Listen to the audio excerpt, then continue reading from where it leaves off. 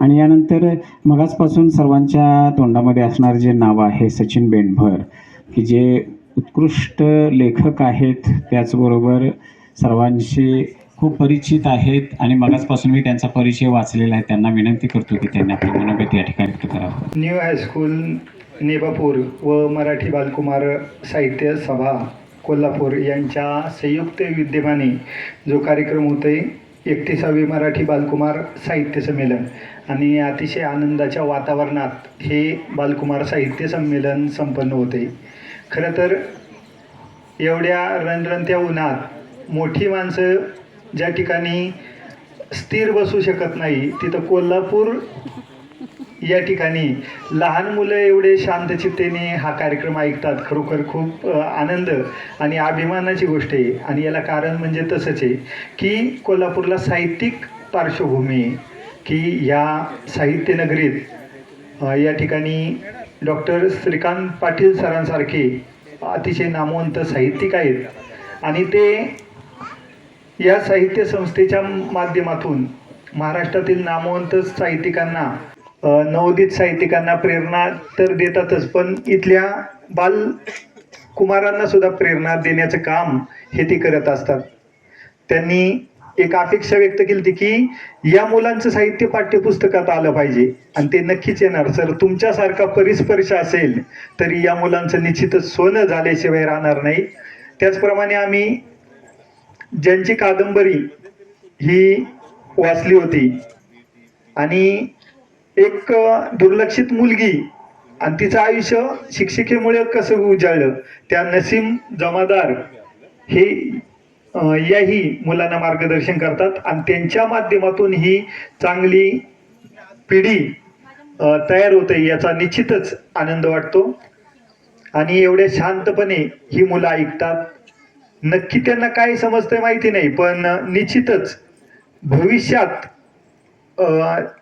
एक चांगला सुजाण नागरिक ही मुलं होतील याची निश्चितच खात्री आहे. शिवाय यांच्यातून अनेक कवी लेखक हे निर्माण होतील. कारण जर समाजात पाहिलं तर सगळं धावपळीचं आणि तंत्रज्ञानाचं युग आहे आणि यात संवेदनशीलता कुठेतरी हरपल्यासारखं वाटतं. आणि ही संवेदनशीलता समाजात आहे, पण ती फुंकर मारायचं काम हे साहित्यिक करत असतात. जर आपण सोशल मीडिया मार्फत जरी पाहिलं, तंत्रज्ञानाच्या या युगात जरी पाहिलं तर जपानमधील एक मंकी पंच नावाचा तो आज व्हायरल होतोय, तुफान व्हायरल होतोय. याचं कारण म्हणजे त्याची आई सोडून गेली आणि तो एकटा पडला. इतर माकडांनी त्याला आपलंसं केलं नाही, जवळ केलं नाही आणि एका निर्जीव बाहुलीला जवळ घेऊन तो जगणं कसं समृद्ध करावं हे आपल्याला शिकवतो. म्हणजे या माध्यमातून भरपूर मुलंच नाही तर मोठ्यांना सुद्धा एक चांगला संदेश गेला.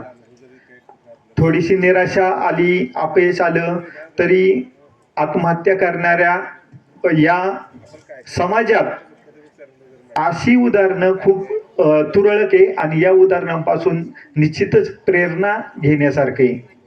आणि संवेदनशीलता समाजामध्ये रुजवण्याचं काम हा कवी करत असतो. मग तो लिखाणाच्या माध्यमातून करतो. ही संवेदनशीलता तंत्रज्ञानाच्या माध्यमातून सुद्धा ही पोच होते. मग साहित्यिकांनी सुद्धा जो आपले परंपरागत लेखन साहित्य यात सुद्धा साहित्यिकांनी बदल केला आणि तंत्रज्ञानाच्या युगात डिजिटल माध्यमातून मग त्या ठिकाणी ई पेपर सुद्धा वाचायला लॉकडाऊन पासून सुरुवात झाली. त्यानंतर मोबाईलमध्ये सुद्धा आपण पुस्तकं वाचतो बा. म्हणजे अशा प्रकारचे बदल हे साहित्यिकांनी सुद्धा केलेले आहेत. बऱ्याच या ठिकाणी व्हॉट्सअप फेसबुकच्या माध्यमातून सुद्धा साहित्यिक आपल्या पुस्तकांमार्फत, लेखांमार्फत, कवितांमार्फत हे समाजापर्यंत जात असतात. एखादी व्हायरल झालेली कविता ही आयुष्याला दिशा आणि प्रेरणा देण्याचं काम करते. आता मुलं या ठिकाणी बसलेत, तत्वज्ञान यांना सांगण्यापेक्षा साहित्य काय असतं हे मी 2 मिनिटं तुम्हाला सांगतो की कविता कशाला म्हणतात. जेव्हा जमीन फाटते तेव्हा कथा तयार होते, जेव्हा आकाश फाटतं तेव्हा कादंबरी तयार होते, पण जेव्हा काळीज फाटतं ना तेव्हा कविता तयार होते, तेव्हा कविता तयार होते. मग काळीज फाटणाऱ्या कविता या आईच्या वडिलांच्या साहित्यिक लिहित असतात. एक 5 ओळींची कविता तुम्हाला सांगतो. मुलगा म्हणाला आईला दिव्याची वात मोठी कर, मला वाचता येत नाही. वडील म्हणाले अगं दिव्याची वात लहान कर, मला झोप येत नाही. रात्रभर ती दिव्याची वात कमी जास्त करत राहिली आणि आयुष्यभर त्या दोघांमध्ये वातीसारखी जळत राहिली, वातीसारखी जळत राहिली. खूप अशी सुंदर कविता.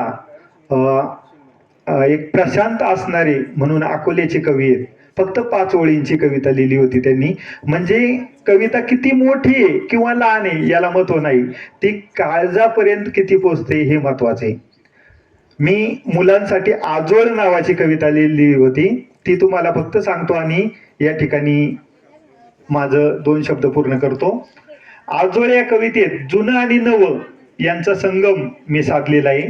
म्हणजे बऱ्याच वेळा मोठे लोक जुन्या गोष्टी मुलांना सांगत असतात आणि आत्ताचा जो बदल आहे तो आणि जुनं यात खूप तफावत असते, पण तरी पण त्यांचा संगम साधून मुलांना आपण त्या गोष्टी कशा सांगू शकतो हे या कवितेतून सांगितलेले. कविता म्हणून सांगू की गाऊन सांगू? सांगा. मुलांना गाऊन खूप आवडते. कवितेचं नाव आहे आजोळ. मळा मामाचा हिरवा मन मोहरून जाई, जनुलेन निसर्गाच तशी शोभे आमराई. जनुलेन निसर्गाच तशी शोभे आमराई. आता नाही मोठ नाडा पाणी खेळे ना पाटाशी. आता नाही मोठ नाडा पाणी खेळे ना पाटाशी. पंप विजेवर चाले थेंब ठिबके मुळाशी. पंप विजेवर चाले थेंब ठिबके मुळाशी. मन धावते पाहण्या जणू कारंजाची धार. मन धावते पाहण्या जणू कारंजाची धार. पाणी पाजण्या पिकासी सुरू सिंचन तुषार. पाणी पाजण्या पिकासी सुरू सिंचन तुषार. गाणे गात शेतावरी चाले ट्रॅक्टर मामाचा. गाणे गात शेतावरी चाले ट्रॅक्टर मामाचा.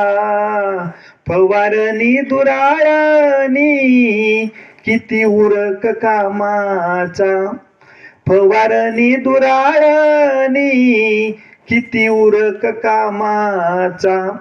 यंत्र जोशात करीते कुट्टी कडब्याची कशी. यंत्र जोशात करीते कुट्टी कडब्याची कशी. जीप भरून या दूध रोज जातो शहरासी.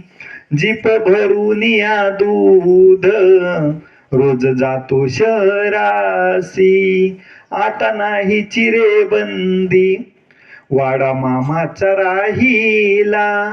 आता नाही चिरे बंदी वाडा मामाचा राहिला. मजल्यावरी मजले बंगलान बासी टेकला. मजल्यावरी मजले बंगलान बासी टेकला. मामाकडे नाही माझ्या आता गाडी घुंगराची. मामाकडे नाही माझ्या आता गाडी घुंगराची. आजोळासी आम्हा जाण्या जीप येणार मामाची. आजोळासी आम्हा जाण्या जीप येणार मामाची. जीप येणार मामाची. जीप येणार मामाची. महाराष्ट्रभर हे बालसाहित्यिक मुलांसाठी लिहित असतात.